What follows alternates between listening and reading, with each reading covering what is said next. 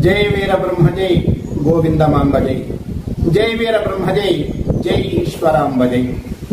ప్రియ పరిపూర్ణాత్మ బంధువులారా, మనం కలియుగ వరదుడైనటువంటి శ్రీనివాసుని కొలువైనటువంటి తిరుమలకు వెళ్తే స్వామి దర్శనానికి వెళ్ళేటప్పుడు స్వామివారి నామం మాత్రమే వినపడుతుంది.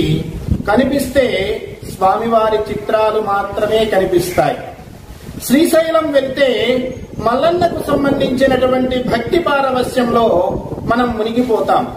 కానీ మన బ్రహ్మంగారి మఠం వస్తే 5 రోడ్ల కూడలి నుండి లోపలికి వెళ్ళేటప్పుడు ఫ్లెక్సీలు, పార్టీల జెండాలతో మనకి దర్శనం ఇస్తూ ఉంది.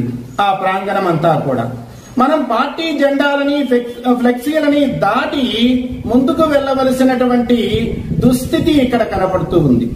ఇప్పుడు ఉన్నటువంటి ఎమ్మెల్యే గారు కావచ్చు, మాజీ ఎమ్మెల్యే గారు కావచ్చు, మండల స్థాయి నాయకులు కావచ్చు, వీరబ్రహ్మేంద్ర స్వామికి పరమ భక్తులు అని నేను భావిస్తూ ఉన్నాను. వారందరికీ కూడా మఠాన్ని మరింత అభివృద్ధి పదంలో ముందుకు తీసుకొని వెళ్లాలని, స్వామివారి చరిత్రని సామాన్యుడికి చేరువ చేయాలి అని చెప్పి నలుదిశలా స్వామి తత్వాన్ని వ్యాప్తి చేయాలని వారికి సంకల్పం ఉన్నట్లుగా నేను వింటూ ఉన్నాను.